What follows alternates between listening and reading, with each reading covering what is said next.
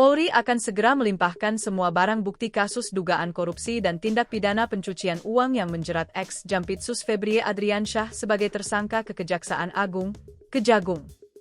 Hal ini setelah Polri melimpahkan perkara khususnya kasus Febrie Adriansyah ke Kejagung pada Sabtu, 11 Juli 2026, kemarin.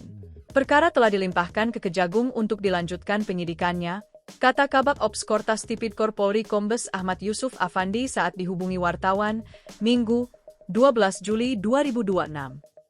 Ia mengatakan pelimpahan barang bukti itu akan dilakukan secara bertahap untuk nantinya bisa ditindaklanjuti. Jadi secara bertahap seluruh administrasi penyidikan berikut barang bukti akan diserahkan kepada Kejagung untuk ditindaklanjuti. Mari kita kawal perkara ini sampai selesai, ungkapnya. Untuk informasi, Korps Pemberantasan Tindak Pidana Korupsi, Kortas Tipidkor, Polri resmi melimpahkan penanganan 3 perkara dugaan korupsi dan tindak pidana pencucian uang, TPPU, ke Kejaksaan Agung. Pelimpahan tersebut dilakukan setelah penyidik menetapkan 2 orang tersangka, yakni berinisial Dr. dan FA. Kakortas Tipidkor Polri Irjen Pol Totok Suharyanto mengatakan pelimpahan perkara merupakan hasil kesepakatan antara Polri dan Kejaksaan Agung sebagai bentuk sinergi dalam penanganan perkara.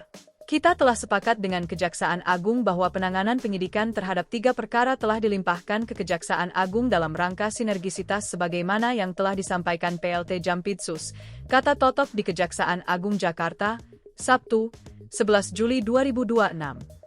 Totok menjelaskan, selama proses penyidik telah memeriksa 15 orang saksi dan 2 orang ahli. Selain itu, penyidik juga melakukan penggeledahan di sejumlah lokasi yang sebelumnya telah diketahui publik. Pada satu titik, kita telah melaksanakan gelar perkara. Berdasarkan gelar perkara tersebut, kita telah menetapkan 2 tersangka, yaitu saudara dokter yang diduga melakukan tindak pidana pencucian uang yang berasal dari tindak pidana korupsi, ujarnya. Menurut Totok, tersangka dokter dijerat pasal 4 dan atau pasal 5 Yungto pasal 10 Undang-Undang Nomor 8 Tahun 2010 tentang Pencegahan dan Pemberantasan Tindak Pidana Pencucian Uang atau pasal 607 ayat 1, huruf B dan huruf C KUHP. Sementara itu, tersangka FA diduga terlibat dalam dugaan tindak pidana korupsi dan atau tindak pidana pencucian uang dalam proses penanganan hukum terhadap oknum penyelenggara negara pada perkara PT Asabri maupun perkara dugaan korupsi lainnya. Kemudian kita juga telah menetapkan saudara FA dalam perkara dugaan tindak pidana korupsi dan atau tindak pidana pencucian uang dalam proses penanganan hukum oleh pegawai negeri atau oknum penyelenggara negara dalam perkara PT Asabri dan atau tindak pidana korupsi lainnya, ucapnya.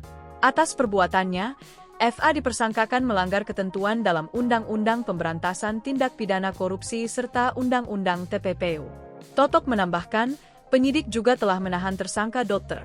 Terhadap dokter telah kita lakukan penahanan sejak tanggal 10 Juli 2026 dan saat ini ditahan di rumah tahanan Polda Metro Jaya, katanya.